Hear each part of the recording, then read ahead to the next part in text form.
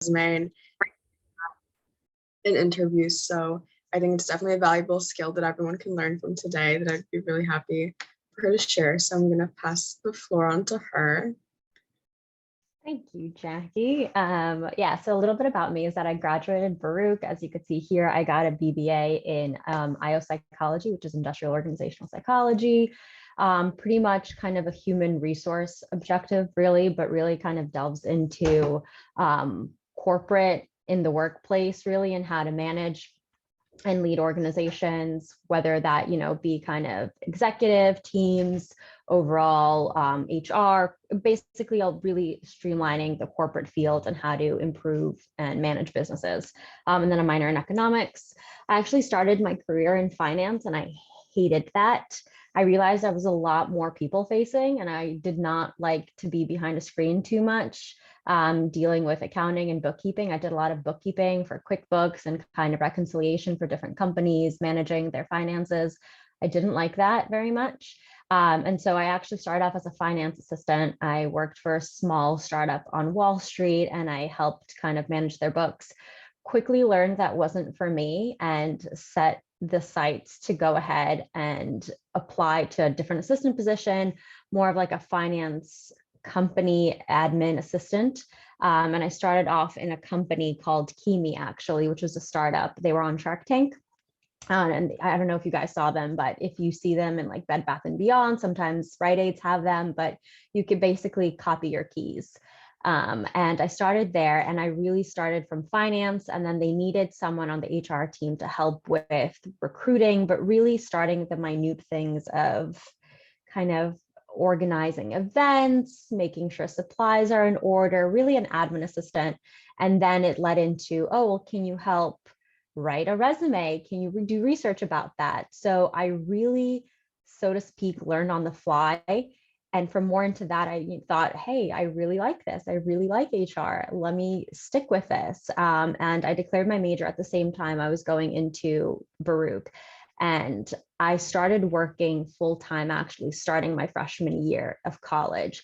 So I'm young, but I have at this point about solid 6-7 years of experience in HR. And that's in part due to the fact that I worked full time throughout all of college. Granted, being in a CUNY really worked for me because I knew that I was going to sacrifice really not going to an Ivy, not really being out where I can't really commute in the city. So I took advantage of the opportunities the city has. And I thought, why not work full time? And so I had night classes, I had weekend classes, and that worked well for me. I still graduated on time, but I have that kind of career jump where even though I'm a little bit younger than everyone else is in my field, especially kind of being as a senior HR partner, I still have those years of experience. So it doesn't take away from that. And then I worked as HR in the top 2 largest publishing companies in the world. One was Bertelsmann, who owns Penguin Random House and now acquiring an M&A in Simon Schuster.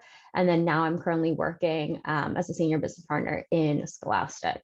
And then with that being said, I recruited for about 500 different positions, I want to say, and they varied.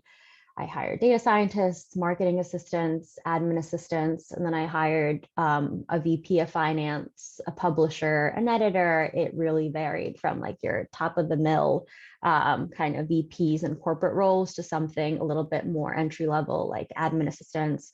I'm doing an internship program right now at Scholastic that's opening up for the summer that we're recruiting for. You have to be 17 or older, and we offer full-time paid positions throughout the summer. So yeah, I have a good thing going, but I'll talk a little bit about the recruitment cycle, and then I'll jump into a lot of tips for resume building and kind of how and what we look for as a recruiter and how it really works into hire candidates. So first and foremost, the recruiting cycle is really going through preparing. And that means I sit down with the hiring manager. They come to me, let's say from the finance division, they come to me and they say, hey, we want to hire a finance assistant. This is what ideally we need to do. Can you help curate a job description? Can you write one? Can you do everything from then on out? So I have an intake call, it's what it's called, with a hiring manager. And I ask them, what do you look for? What's the salary? years of experience, the day-to-days of the job, so that I could use that to build the foundational job description. So I create from that point on the job description, and I discuss the websites that they would like to post to. So whether that be LinkedIn, that's the number one resource that everyone uses. LinkedIn is the go-to. However, I will say LinkedIn is not where we find most of our best candidates, just because it's so easily where people apply, kind of, especially the LinkedIn Easy Apply, where people just apply with not knowing what they're applying for. That a lot of the times, surprisingly, a lot of the time it comes from like Indeed or directly from the website themselves. So not a lot from LinkedIn, but I do encourage, as a hint, to apply from the website themselves. So a lot of the times, if you go onto Google and you search admin assistant or like entry internship role, and it pops up that, Procter & Gamble is hiring, don't usually click the LinkedIn apply or click apply. Just go to Procter & Gamble, go to their career website and look at that job, and you'll see it. That's also prioritized from a company and their kind of applicant tracking system, that if you apply from the career site directly, it streamlines a lot easier and feeds into that resume bucket a lot easier than it would from a third party like LinkedIn, Indeed, Glassdoor, things like that. So yeah, with that, I post the job. We usually wait about a couple of days, a week, if it's not really a high profile job, to get enough resumes so that I could go ahead and I source through all the resumes. I have my notes from the hiring manager, the calls that we had, of what their ideal candidate is. And I look through the resumes. Another thing that I think a lot of people don't know is that before it even goes to me, there's something called the applicant tracking system. So if you and your resume doesn't have enough of the vocabulary and verbiage that job posting has, I don't even get to see that resume. It already automatically gets weeded out, filtered out. I don't even get to see it. So if someone is applying for an admin assistant and they don't have any of the keywords that I'll talk about a little on in the next slide, it automatically gets denied, and I don't even get to see it. I don't even get to send you a rejection email, as harsh as that sounds. It's all automatically done by the system. So it only oftentimes now companies are using where if you meet, let's say, 4 out of the 10 key words that we're looking for in a job description, then it gets to me and then I get to see it. But with that being said, I screen the candidates. We go through the interview phase. Once that's done, I go ahead. Jackie, sorry, on time. When should I wrap up? Like 5:40? Yeah, around like 5:45 with Mr. Okay. So like I know how slow or fast to go and give you guys time to ask questions towards the end. But yeah, and then we go through the whole interview process. It varies. Some of the more kind of crucial jobs, high level jobs like finance, data scientists that require hard skills, we have little assessments, we ask tests, we give projects to them. Something like a marketer would have an assignment, like an Excel assignment sometimes, to create something. And then usually other standard jobs, like if you're an intern or things like that, it's like a standard interview process. And then we go through that, and then I call them, and if all goes well, I call them and I extend a verbal offer, and that's where we really talk about compensation. That's something that I work with a manager primarily first to kind of work on a budget for the role, and then I call when I make that offer. That verbal offer where we decide on the compensation and then the start date that works. This is also where we talk about sometimes the benefits. Sometimes people negotiate 3 weeks vacation, sometimes 4 weeks vacation. Sometimes if you don't negotiate, you only get 2 weeks vacation. Really, it kind of depends where your start is based on the company. And then I draft that offer letter based on our discussion and the verbal agreements that we have. And then I send you over your package. And then from then on, I'm also responsible for onboarding, for doing an orientation, for leading you guys into your 30, 60, 90-day cycles. You guys, but like the employees, the candidates. And that's really kind of how it goes. That's really in a nutshell, the cycle and what we go through. Any questions thus far about any of the steps? I'm going to give you guys to talk. Anything that I didn't clarify enough on? Nope. Good. All right.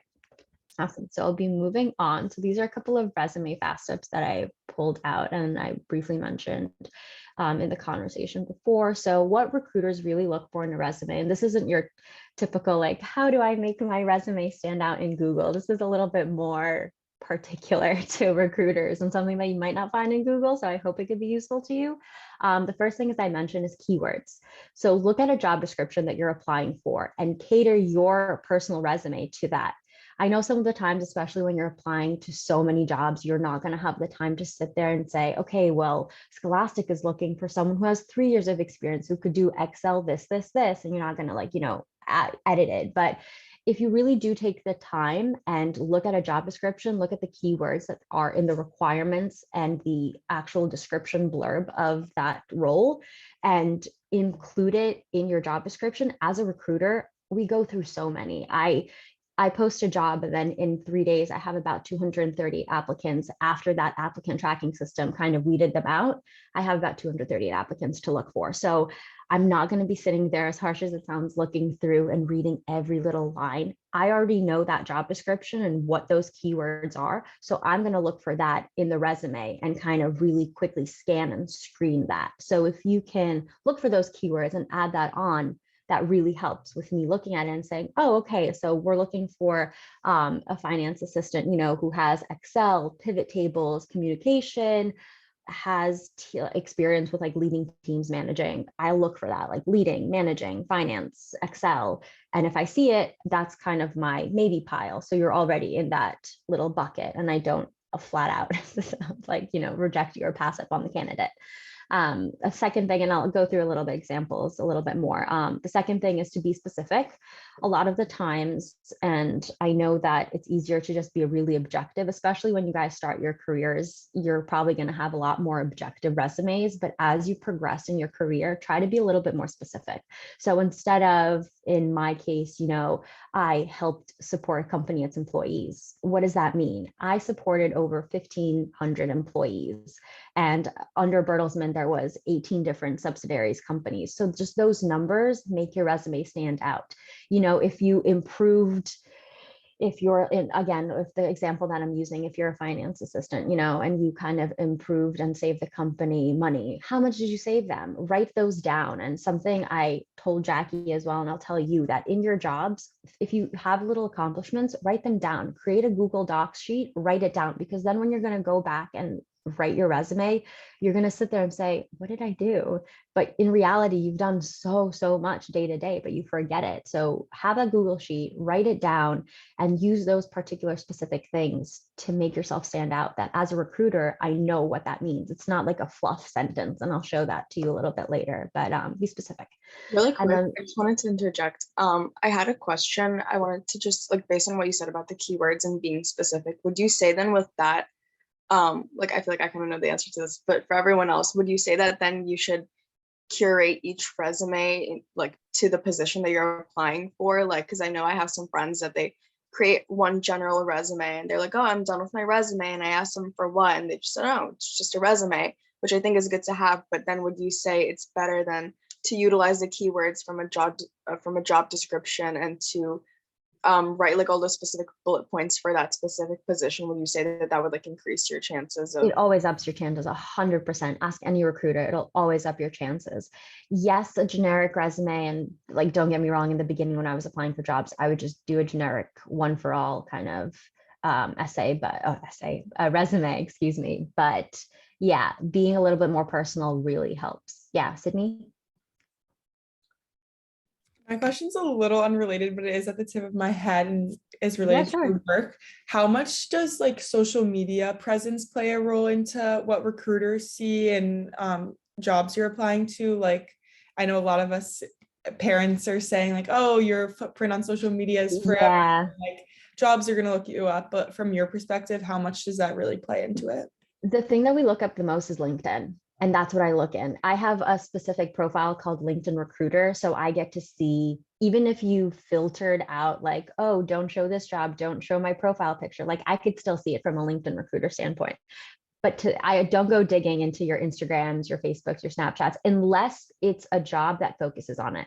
So if I hired for Scholastic, a publicity manager, I have to look and know a little bit more to that person. If you're a financial assistant, if you're a data scientist, that I'm not going to go digging in your social medias. It's usually a LinkedIn search that I do.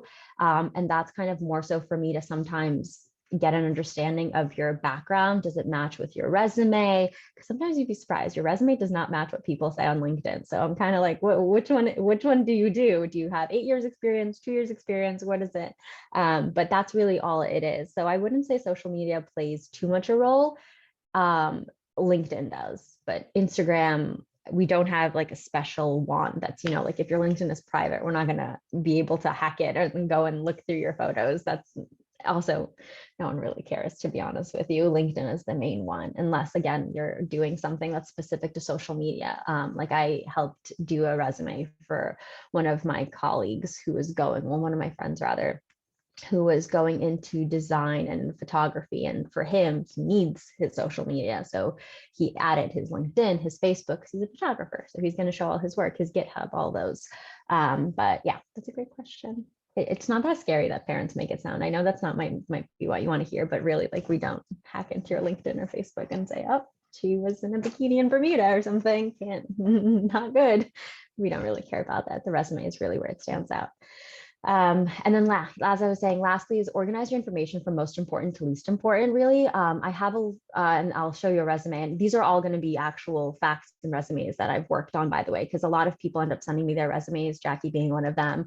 I have a whole repertoire of resumes where people are like, hey, can you edit my resume? And I would like to say with a very high achievement record that once I edit them, they end up getting a job quite quickly, because you just pick up on those little tips and tricks. But oftentimes I see, you completed a bachelor's in like Ohio State, and that's like the top thing that you have on there. Why? When you have a certification on the bottom where you're actually certified and, like a pro advisor, QuickBooks certified, put that certification on top, put your education on the bottom, because, it's nothing of, I get if you were at an Ivy, and I know I'm going to sound so blunt and harsh, but I get if you're at an Ivy, that's great. Put that on top. But if you're applying for something that requires a little bit more certifications in the role, and your certifications go all the way at the bottom of the resume, that's really hard as a recruiter from a reading standpoint. Put it all the way on the top, and then I could see it. And right off the bat, you stand out. I'll be a lot more intrigued to look into that candidate's resume and, delve a little bit further into their candidacy and their success for the role. So going off of those little summary points, I would say keywords. So I screenshotted really an example I screen grabbed. If, let's say, for example, you go into a marketing assistant, this is how normal Google searches and job searches start. You go into Google, you type in marketing assistant job. It pops up on the left-hand corner of, all the different jobs, everything that is posted. Let's say you pick this one. This one, I believe, was from the Walt Disney one. And you see that here it tells you qualifications, initiative to take charge, link and Teams, Word, Excel, PowerPoint, Notebook, media consumption habits. In responsibilities, it tells you invoice processing, accruals, forecasting. When you see those words, try to, what I said, not alter, but really put in those keywords into your resume if it applies to you, of course. If you don't know invoicing too much, but let's say you worked on it once or twice, I would still say put it. I know, again, might not be what you want to hear, but sometimes like faking it till you making it works really well, because some people are really scared. And women, actually, I did a study at Bertelsmann that found that women are a lot more realistic with their resumes than men. But to that point, they're a lot more harsher. And even though if they're more successful, they downplay their achievements, and their resumes end up being really word for word accurate. Whereas guys kind of just say they did invoicing once and they're like, yeah, comfortable with invoice processing when you've done it once, and they get the job and you learn it on the fly. So don't be that hard on yourself to say, oh, well, I only did it once, I'm not going to put it on the resume. No, do it. And worst case scenario, and I've done this as well, I'm gonna not lie to you guys, like I've said in the beginning when I started, I only did accounting through college, and then I learned regularly on kind of YouTube and things like that, but I put it on my resume.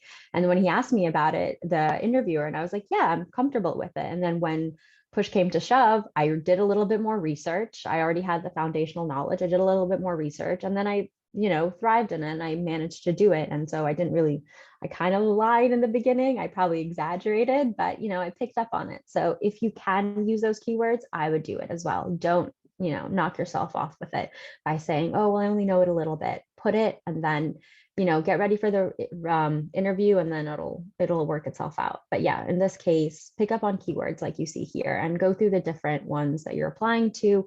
Look at the keywords, like Jackie said, curate it particularly to that job, because that will highly, highly improve your chances.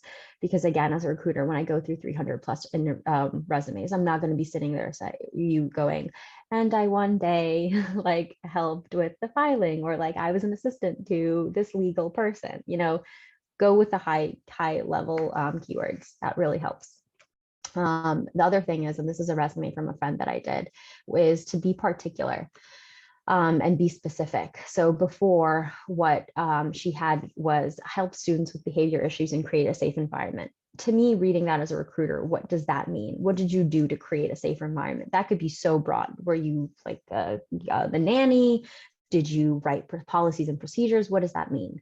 So you could see in the after, I edited her resume by firstly making it 2 bullet points. So the first one specified what it means to have a safe environment. So you create a safe environment by implementing and assisting with COVID-19 safety protocols, because that's what applied to her case in that scenario. And then secondly, I made that whole behavioral issue section a whole different bullet, because that's a good chunk that you could make something out of nothing. So with that, and I completely did this, instead of that, I made it address student behavioral issues by documenting problems and collaborating with school administrative board to assist with student developmental plan. And that is what she did, but she didn't think to elaborate it so much, because in her case, she thought, oh, well, that's too much of a run-on sentence. That's too specific. Like, who would read that? On the contrary to that point is there's a lot of keywords there: collaboration, assisting, developmental plan, documenting, a lot that stands out with me just reading, helping students' behavior issues. What does that mean? So try to be as specific as you can, of course, with not run-on sentences, but elaborate on what you actually do instead of being so broad and say, like, filed something. What did you do? Like, give yourself a lot more credit. And you could see that there's examples. So instead of supporting students in stressful situations, be specific. What kind of stressful situations? What kind of students? So in her case, it was students with high anxiety and trauma. She's applying to be a high school counselor, by the way, just so some background. And then thirdly, sustaining relationship with students, families, teachers. That's great, but you could bulk that up so much, because sustained relationships, what does sustained mean? What did you do? Because day to day you had to do something. So in her case, she provided guidance, she called them, she counseled them, she talked to them regularly, she talked to CPS, which is so great to, create and specify instead of just summarizing teachers, colleagues, and other personnel. But yeah, so that's an example. And then thirdly, this is kind of what I got onto when I talked about, excuse me if you could hear my baby, by the way, I have a newborn. So if you could hear him in the background, Jackie knows all too well. She has all the calls where she hears him crying. But so this was a colleague of mine from Bertelsmann, and, she sent me her resume, and this is kind of what she showed me first off the bat. Don't have your experiences from youngest to oldest, from like top down. Always have your most recent one that's one-on-one. So the fact that she didn't know that, and she was a colleague of mine, speaks more to her, but thank God we fixed that for her. And secondly, I know you guys are really proud of, you will be proud of, all your scholarships, your dean's list, but as you could see here, her awards and scholarships, that doesn't really make you stand out all too much. It will in the beginning, don't get me wrong, when you're applying to internships, that will definitely help. But when you're going for a lot more in your career, that becomes a little bit irrelevant, because what recruiters really focus on is your work experience, really the work experience, education. And I've told this to Jackie, it's great to go to Ivies and, thrive and get better connections and things like that. But don't knock yourself off if you go to, a lesser known school, or even a CUNY, or the example that I tell Jackie is that we were hiring for a data scientist. There was one from Harvard and one from Pace University. We ended up hiring the one from Pace University because he explained himself, and he did such a more thorough job in the interview process and his resume, so much more than someone who wasn't Harvard, because sometimes they fall to that error of, well, I went to Harvard, I have the name, what else should I do? Like, I don't have to prove myself, I went to Harvard. But that's not always the case. Yeah, you went to Harvard and that's great, and that made you so much more intriguing, but continue with that. So don't, and hopefully you guys end up going to the colleges of your dreams. Don't just fall to that name. Really support yourself with that, because the name doesn't say much. And the guy ends up making a great salary, and he went to Pace University and he was still finishing up his degree. And the other one that went to Harvard was very stricken, and he followed up with me afterwards saying, why didn't I get the job? And I had to explain it to him, you were very arrogant, so to speak, and just because you went to Harvard, you really still have to show it. But back to Jane Smith's resume, you could see that firstly, focus on the jobs that you're applying to and don't really include the ones that have nothing to do with it. So like her Pizza Hut of Maryland server, that's great. Home goods associate, that's great. But then once you get a little bit older and your resumes really beef up and bulk up, focus on the experience that really pertains to your career and your objectives. So in her case, she was an employee benefits specialist, and that's what job that she was looking to get. And she was trying to get more into HR. So in her case, having a Pizza Hut Maryland server and associate, though there were great standing points and starting jobs that were foundational and really, really helped, because I myself was like working in a bakery for 12 years beforehand, well, not 12, but a long time. Then you could really remove it, because they become extraneous and not necessary, and they just really make your resume really messy. Also, references. Don't put references on resumes. References are going to be asked anyway. And even if I see references on a resume, legally as a recruiter, I have to still contact you and say, hey, can you give me references? Even if they're listed on your resume, I still have to legally ask you, are these the references that I can call? Can you still provide me references? So providing references on a resume is kind of a moot point. It just takes up space. It makes it a little bit more messy. So I wouldn't suggest keeping references on. So this is how I made her resume afterwards. So first and foremost, she got her SHRM certified. She had her master's recently. And I put that into her heading, because if you do get certifications, add it on, because as a recruiter, when I see you, it's not just Jane Smith, it's Jane Smith, Master of Science, you're SHRM certified. And then secondly, this is something that I recommend here and there, is providing an overview. And an overview is really kind of a bio of what you do, especially in your guys' case where you guys are, high school students and you guys might not have a lot of years of experience. An overview really helps a recruiter understand who you are as a person, even with you not having that much experience. So in your case, if you're trying to go into being a finance assistant, but you don't really have that much experience, talk about in your overview what finance accomplishments and achievements you have, that might not be part of the rest of your resume and skill set, or what you're trying to accomplish, like Jackie knows, like an incoming, college freshman with a passion in finance, particularly a focus in so and so and so, looking to gain a career in so and so and so. Just so I know a little bit more background about you, it provides a good synopsis of the resume that I'm going to look at, and it makes it a little bit more personable as well. And then, as I mentioned, your most recent experience at the top, I try to be as specific as possible. So in the beginning, she wrote process and managed payroll, period. No, you could beef that up by so much by saying process and managed payroll for over 15, there's an extra zero there, but 1,500 employees and 17 different subsidiaries. And that just kind of adds on to the prominence and the importance of your day-to-day role that as a recruiter, I might not know. If I read process and managed payroll, I would say, okay, great. What's so special about that? But in her case, for a lot of people, a lot of different companies and subsidiaries. So again, being specific as possible is great. And then education, in her case, education doesn't really play a big role in her employee benefits specialist job that she's looking for. And you could confirm with that by looking at the different Google searches of the jobs and the requirements. It's mostly years of experience. So why would you have education first where that's really not the main focus. So put your experience first and then put education last in that case, since education is not needed. Sometimes in internships, like we're having an internship program in Scholastic, you have to be in good standing as one of the requirements in an accredited 4-year university with a specific major. At that point, education is important. So put education first, because that's going to be one of the breaking points that I'm going to look for as a recruiter. So really kind of understand what you're applying and what the recruiter is going to be seeing to make your resume stand out and be easy to read. And then skills are great, because skills is where, so the section that you could input those key words that the applicant tracking system tracks.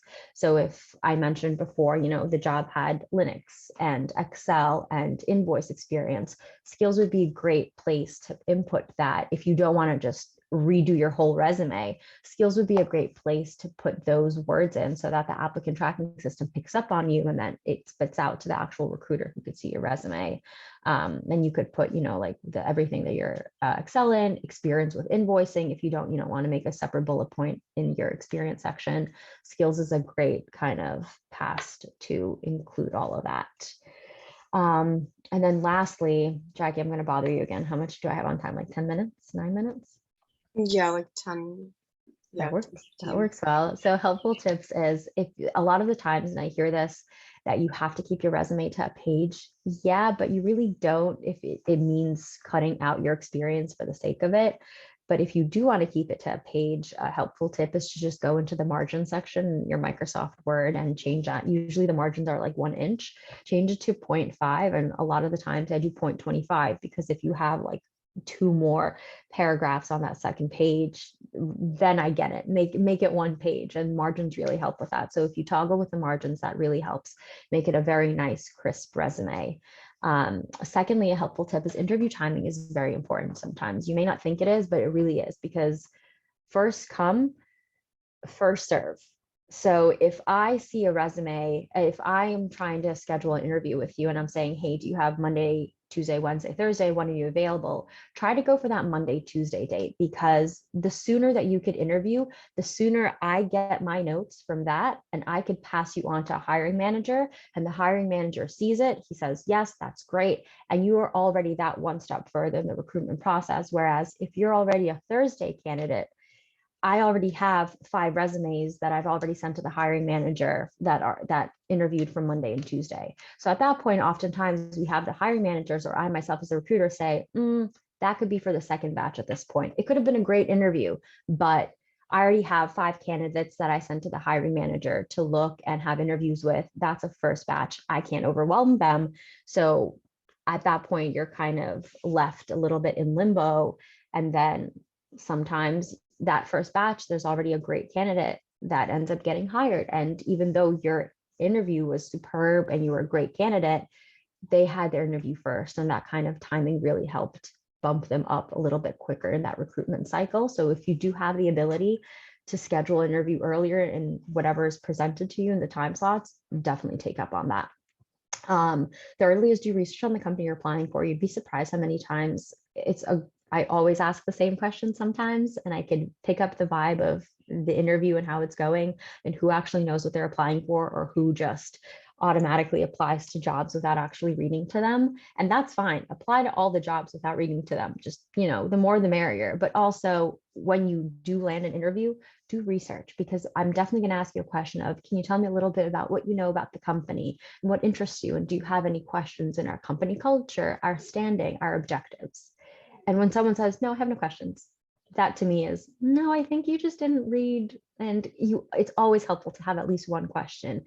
As silly as you might think it might be, always ask at least one question. And that goes to a lot more to research, but also ask one question. So at the end of the day, at the end of the interview, rather, when I say, do you have any questions for me? And someone says, nope, don't be shy. Even if it's something like, what do you like from the job? It gets me talking to you more, and it makes me remember you a lot more, because you're not just another face. You're not just another 300 applicants and interviews that I go for. So I have candidates a lot of the time say, what's the least favorite thing you like about the company? And even though it has nothing to do with the job, and you don't even have to do research on it, it allows me to talk to you about it. And then I remember you because I'm like, oh yeah, that's that candidate that asked me about the lease thing. And I remember I told them this, and it makes you stand out. And so when I go back to my interview notes, you have more of a kind of standing out really in that whole candidacy application. And then lastly, some thank you notes. They help. They don't have to be long paragraphs, but just as a recruiter, it also, a lot of the times, if I have a lot of candidates, I can sometimes slip up. So if I have an email from Jane Doe saying, hey, thank you for your time, let me know if you have any other questions, I could look at that name and say, oh yeah, let me see where her candidate, like where her application is in the profile, in the pipeline rather. And that could sometimes be a very big positive. And sometimes if they're already on top of it, which I'd like to say I mostly am, it's just a nice thing because I forward it to the hiring managers and I say, hey, by the way, even though if you didn't speak to the hiring managers, I oftentimes say, hey, by the way, they sent a thank you note. This was really sweet of them, because it just gives you that extra umph really, and it sets you apart. So I definitely recommend that. I think that's it. Yeah, that's it. Okay. Any questions now? Yeah, thank you for that. If you guys have any questions, feel free to pop them in the chat. I'll give you guys a chance to either ask them yourself if you want to raise your hand and ask a question, but just while you guys like take a minute to think about it. You mentioned the thing about on an interview having no questions, and that was kind of like something that was off-putting to you as a recruiter. So I wanted to know if there were any other sort of red flags either on an interview or on a resume that you kind of see and then immediately just kind of strikes you off or is very off-putting that you kind of want to not read the rest of your application. I'll answer your first question about the interviews. Interviews, try to have examples of things that you do, because that's always something that I'm going to ask. And if you can't, then I'm going to think, oh, even if you didn't do it, I'm not going to lie to you guys. One time I went into the interview and it helped me with Bertelsmann, where I said that I assisted with a whole benefit enrollment process. And I did, but not as that hands-on as you would think by how I made that little blurb in my resume. But I took time thinking about that whole experience and that example of how I actually assisted it, albeit if it was one day that I gave out flyers. I told the recruiter that because they asked, can you elaborate on it, and be able to provide examples and scenarios, because that really amps up the fact that you know what you're doing. You went through the scenario, you went through the situation. So in that case, if I ask, can you elaborate? What exactly do you mean by you processed an invoice? And they're like, oh no, it's processed an invoice. Elaborate, just talk. Don't be afraid to talk. Say, oh, there's an invoice for so-and-so. I was asked to do so-and-so. The invoice was for so-and-so. And I did so-and-so. Great. I know that you actually, knew what you were doing. It was detailed. So that helps. And then for resumes, a lot of the times it sounds silly, but a lot of the times it has nothing to do with what the person is kind of applying for, even in that the whole objective blurb isn't even what they're applying for. And it's just so vague that I don't even think they know what they're applying for. So a lot of the times candidates make their employee so generic, and that could be great in ease of application, but not very successful in you actually landing a job. So a lot of the times they're so generic where you're, I still don't know what you're applying for. And you could be applying for a financial role, a marketing role, a data role, anything role. It's so vague. And that's like the biggest red flag where I'm like, yeah, they're not actually applying to this job. They're just quick applying to everything, and they don't even match what the qualifications look for. Yeah, absolutely. So I think that just goes to like be specific, be concrete, have examples. I think Sydney had a question. Yeah, we do have to go back in 2 minutes, and I see one in the chat, but this might be a longer question. How has like the recent political climate of companies trying to make a move more towards diversity, equity, inclusion affected your job? And have you made any changes in your role based on that? Yes. Firstly, to answer Jessica's, because that's really quick, try to do no more than a day after. After 2 days, that kind of makes it seem like you forgot. So within 24 hours would be great. That's what I always say. And then within the climate, you're talking about in diversity, equity things, or in terms of can you elaborate a little bit more? Really quickly? Like companies making more moves to diversify the people that they're hiring. And That's a very big talking point, and that's quite important. A lot of candidates, we can't discriminate against that. So yes, we try to give a lot of fair opportunities to, if we have an interview pool and everyone is like a white female in their 30s, 40s, we have to at that point diversify. So before that even gets to the interview, we post on a lot of particular sites, that like a woman in business site, an LGBTQ site. There's there's a diverse, it's called diversityrecruiting.com, honestly. And we post a lot more sites to get a much more robust pool of candidates and talent, so that, you know, even like a disabilities website, veterans website, that really amped up in the past couple of years, especially last year, because I helped curate a whole diversity initiative through my two companies that I was with, Bertelsmann and now Scholastic. So it really ramped up. And then apart from that, we can't really discriminate. So, but we have tried to be a lot more diverse. It also comes down into the verbiage, ironically enough, of job descriptions. So there's an actual generator that if I put it into the job description, it'll tell me if it's male oriented or female oriented, because females don't apply to many jobs that say lead, a spearhead. They apply to a lot more jobs that have secondary nurturing roles, like assist, like help develop, or kind of aid with, which is wild to me, but there's been so many studies with that. So amping up those job descriptions to be gender neutral, honestly, that's part of my job as well. There's a long time that I have to, it's a whole week for me to draft that job description to make sure that it's not, you know, it encompasses everyone and everything. Yeah, thank you for that. I think we're gonna start heading back, but just to wrap up super quickly. Okay. Thank you for that, and thank you for the presentation. I think just at the end of the day, be specific. Kind of the system exists. We try to play with the system as best we can. We try to make it through those. Hold on, Jackie. If you have any other questions, message me on LinkedIn. Yeah. If you have any questions about your resumes, message me on LinkedIn. I'm on LinkedIn. Jackie could tell you. So if you do have any follow-up questions or have any help, if you want me to see your resume, check it out. I do it already in my sleep, so feel free, please. Yeah, for sure. I'll definitely send out your contact info later. So I think we're all going to move back to the main screen now. Thank you everyone for coming to the breakout room, and we'll see you in the bigger session. Thank you.